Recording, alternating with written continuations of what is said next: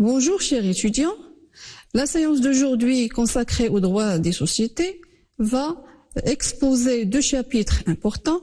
Le premier chapitre, il est consacré à la société et à la personnalité morale.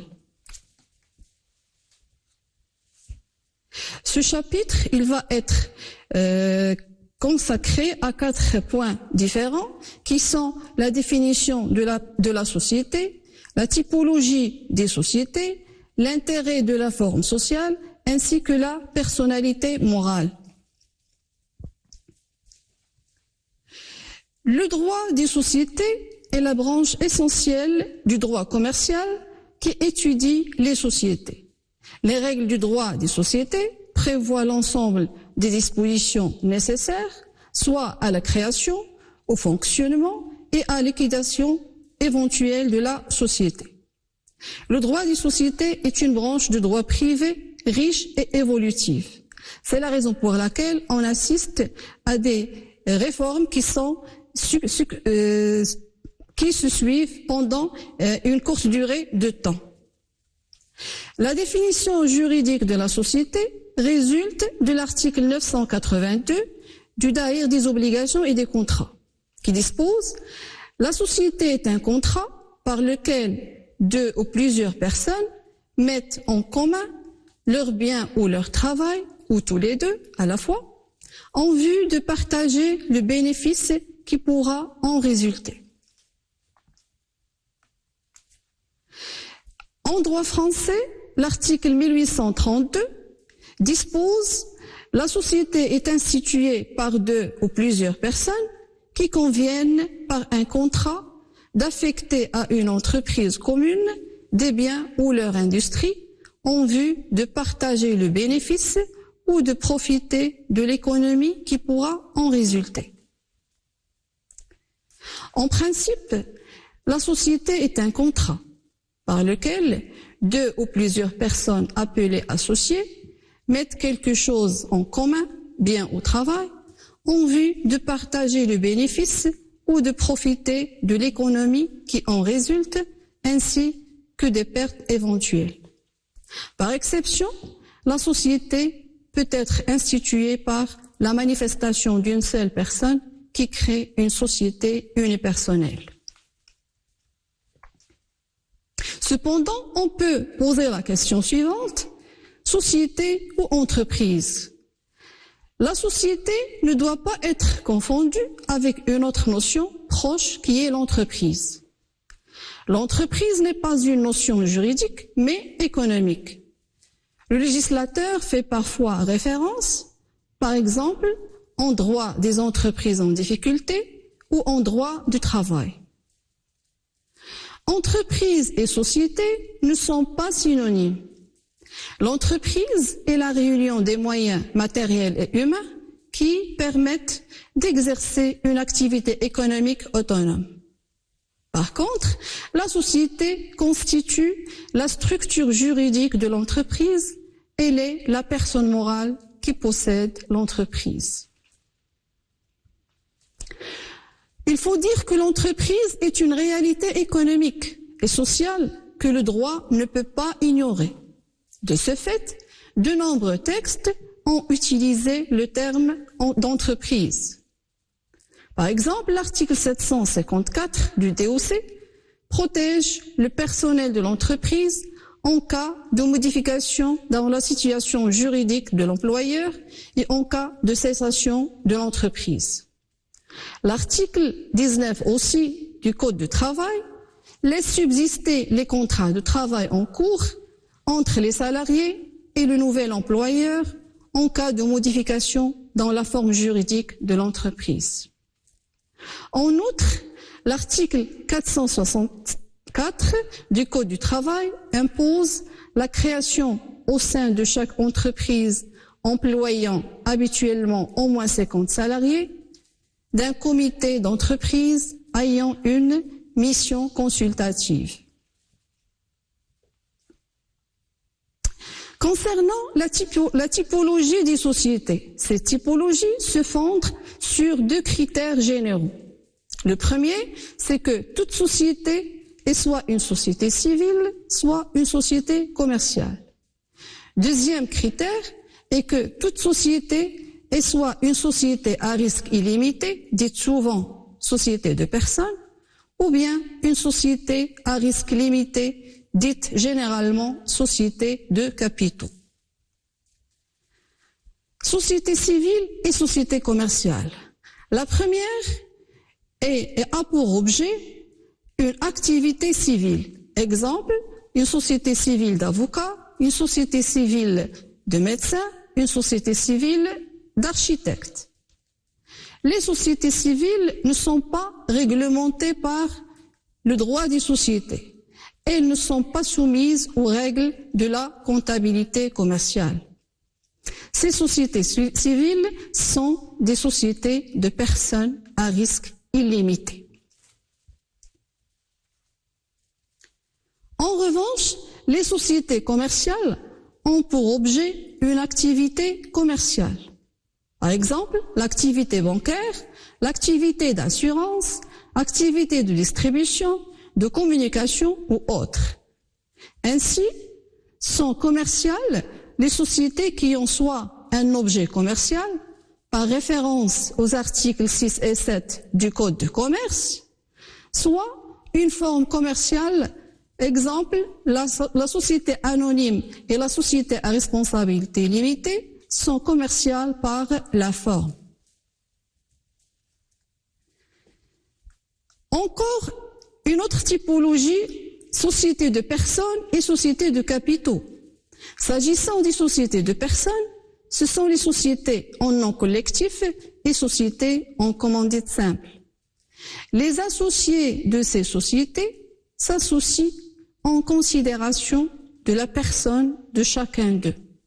Il y a le principe de l'intuitive personne qui règne. Ils sont commerçants et personnellement tenus de la totalité des dettes sociales.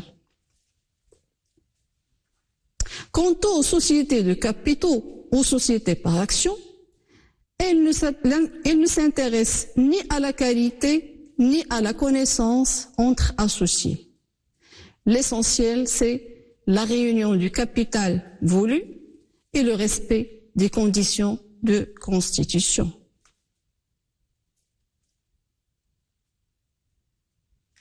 Il y a un autre type qui est mixte, c'est la société à responsabilité limitée ou bien SARL. Les associés de cette société ne supportent les pertes qu'à concurrence de leurs apports. Aussi, les parts sociales dans la société à responsabilité limitée ne sont pas négociables, mais cessibles selon le cas de chaque société.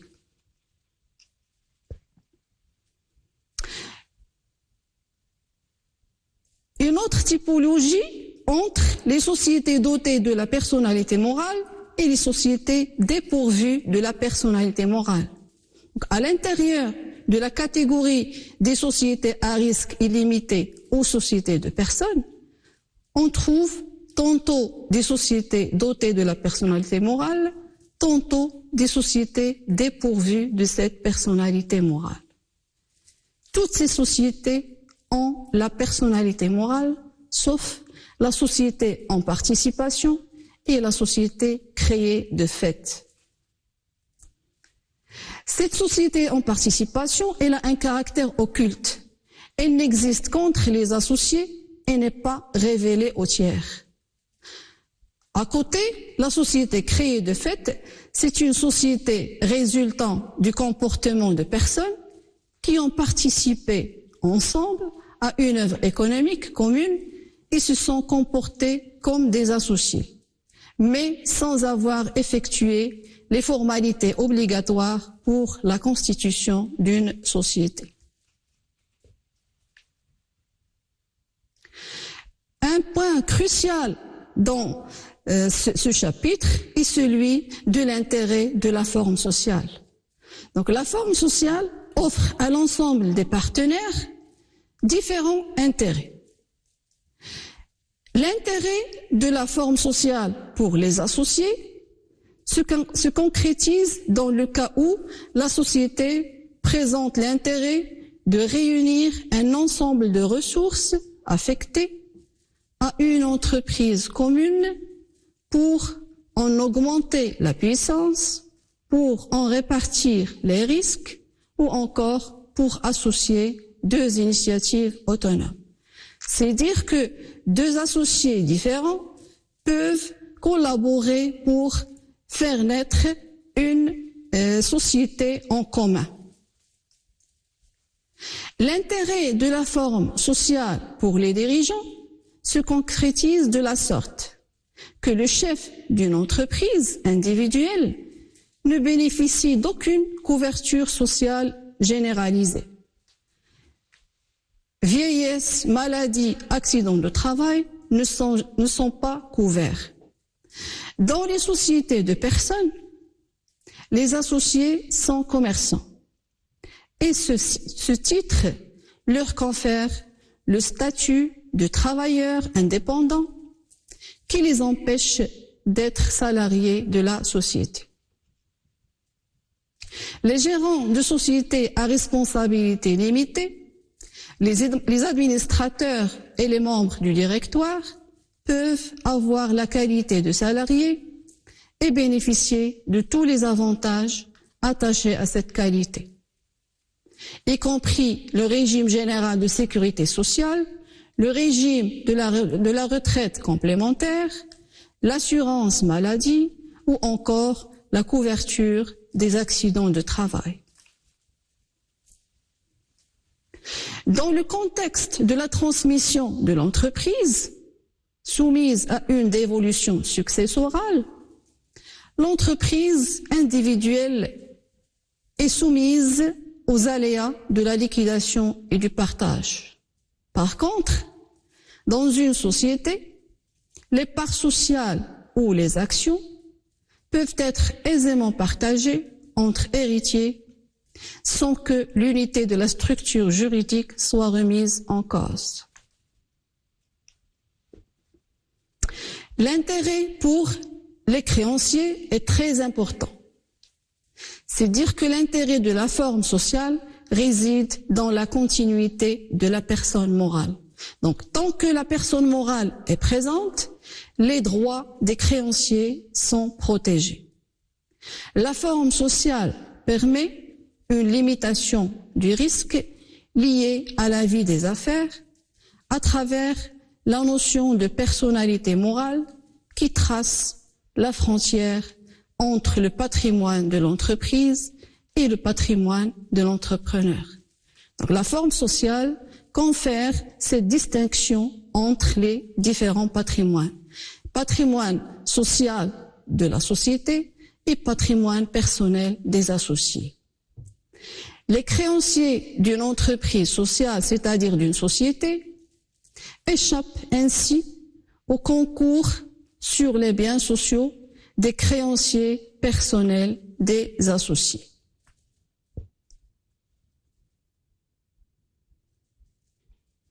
L'étude du droit des sociétés comporte aussi un point très important en relation avec la personnalité morale de la société.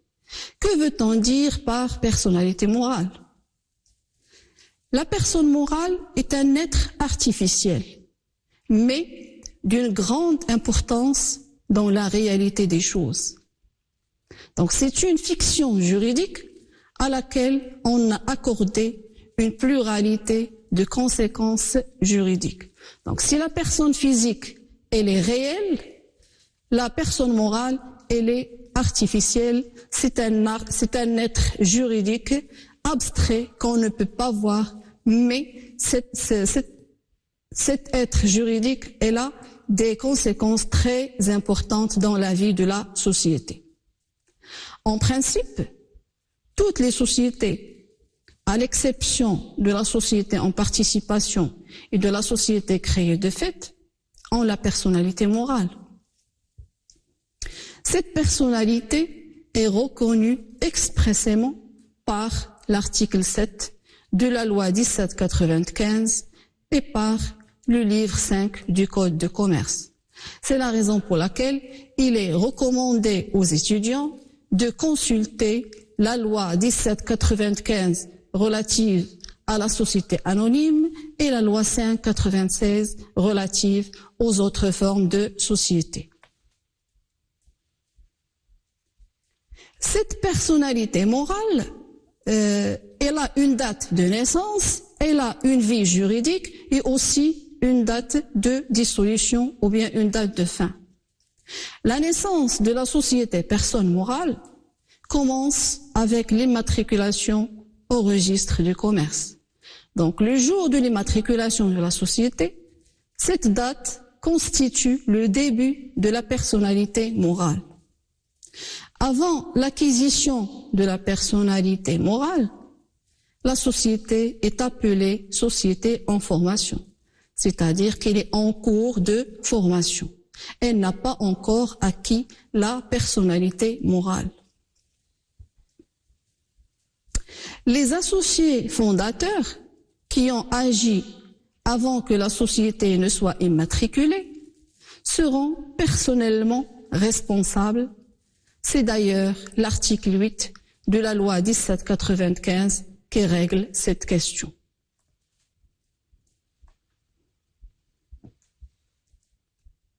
Il faut penser aussi à la pluralité d'actes qui pourraient être accomplis avant cette immatriculation. Exemple, l'ouverture d'un compte bancaire bloqué au nom de la société pour accueillir les fonds provenant de la souscription, c'est-à-dire les apports que vont faire les associés. Un autre exemple, c'est le contact des fournisseurs, c'est-à-dire que la société ou bien peut commencer ses contacts même avant l'immatriculation. Encore, il y a des relations avec des différentes administrations ou autres partenaires, soit pour avoir des autorisations ou autres. Dans ce cas, les engagements ainsi contractés sont réputés rétroactivement l'avoir été par la société elle-même. Les fondateurs se trouvent totalement libérés de tout engagement à l'égard du co-contractant. Lorsque la société est immatriculée, la première assemblée générale de la société va reprendre les actes déjà accomplis par les associés fondateurs. Concernant les attributs de la personne morale, l'acquisition de la personnalité morale veut dire que la société deviendra un sujet de droit, complètement comme une personne physique. Un sujet de droit peut devenir titulaire de droits et supporter des obligations. Donc la société, une fois immatriculée, elle peut avoir des droits et peut aussi supporter des obligations. La personne morale pourra conclure des contrats, exercer une action en justice et aussi posséder des biens en son propre nom. Donc ce sont les trois avantages liés à l'acquisition de la personnalité morale. Cette personnalité morale, elle a un ensemble d'attributs comme la personne physique. Le premier attribut, c'est le nom. Toute société dotée de la personnalité juridique doit avoir un nom. Une dénomination sociale qui est l'appellation attribuée à la société qui joue un rôle équivalent à celui du nom de la personne physique. La dénomination figure parmi les mentions obligatoires qui doivent être indiquées dans les statuts, précédées ou suivies immédiatement de la désignation de la forme de la société. Le changement de dénomination sociale obéit aux formalités requises pour la modification des statuts. Donc, si les associés décident de changer la dénomination de la société, ils doivent répondre aux exigences et aux formalités de modification des statuts. C'est par le nom aussi que la société est identifiée aux impôts. Au registre du commerce, à la conservation foncière, à la CNSS, à l'OMPIC aussi, et au niveau de toutes les administrations. Un autre attribut qui a aussi des conséquences juridiques importantes, c'est le domicile. Le domicile de la personne morale est appelé siège social. C'est le lieu du principal établissement de la société. Les statuts doivent le mentionner, d'où le qualificatif du siège statutaire. C'est le lieu où se trouvent les principaux organes d'administration et de direction technique, commerciale, financière et comptable de la société et où sont tenus et conservés les livres, les documents et les registres de la société. Si les associés décident de transférer le siège social à une autre destination, cette décision est libre à condition de respecter les conditions requises pour la modification des statuts. Les conséquences de la fixation du siège social. Donc la première conséquence, c'est que c'est le lieu de communication des documents sociaux, des comptes de la société et de la tenue des assemblées générales. Une autre conséquence aussi importante, en cas d'assignation de la société en justice, elle le sera devant le tribunal du siège social et c'est le tribunal du siège social qui est compétent pour l'ouverture d'une procédure collective. C'est aussi le siège social effectif au Maroc qui confère à la société la nationalité marocaine et l'application de la législation marocaine. Les sociétés marocaines sont imposées pour l'ensemble de leurs profits, bénéfices et revenus au lieu de leur siège social où sont également déposées les déclarations fiscales. Le troisième attribut, c'est la nationalité. C'est le lien de dépendance politique qui unit une personne à un État. La société comme l'individu a une nationalité. On parle alors de société marocaine et de société étrangère. La nationalité est reconnue à la société par la loi avec toutes les conséquences juridiques qui en résultent. Un attribut de forte importance, c'est celui du patrimoine. Le principe est l'unicité du patrimoine, c'est-à-dire que tout sujet de droit a un patrimoine et seulement un seul patrimoine. Le patrimoine permet d'expliquer que la société sujet de droit a un patrimoine qui regroupe un actif et un passif. Le principe de l'autonomie du patrimoine social signifie que le patrimoine des associés est séparé de celui de la société. La personne morale a une date de naissance et peut aussi disparaître de la scène. La durée de vie de la société est déterminée par les statuts et ne peut dépasser 99 ans. Dans le cas où cette durée n'est pas précisée, tout intéressé peut demander la précision de cette notion. À partir de la date d'immatriculation et pendant toute la durée de sa vie, la société peut s'exposer à des événements juridiques dans lesquels on peut assister soit à la survie de la personnalité juridique, soit à la disparition de cette personnalité. La personnalité morale subsiste dans les cas suivants. Premier cas, le changement de la forme de la société. Deuxième cas, la prorogation de la durée de vie de cette société. Un troisième cas, c'est la fusion par absorption. Et le dernier cas, c'est le changement de la nationalité. Tous ces cas n'exigent pas la création d'une nouvelle personnalité morale. Mais la disparition de la personne morale est spécifique. C'est l'une des caractéristiques les plus importantes de la personnalité morale et qu'elle ne disparaît pas avec la dissolution de la société. Donc, elle subsiste et continue pour les besoins de sa liquidation et pour le partage. C'est-à-dire que la personnalité morale continue à vivre après la dissolution de la société. Cette règle est consacrée par l'article 362 de la loi 1795, applicable à toutes les sociétés commerciales. Merci de votre attention.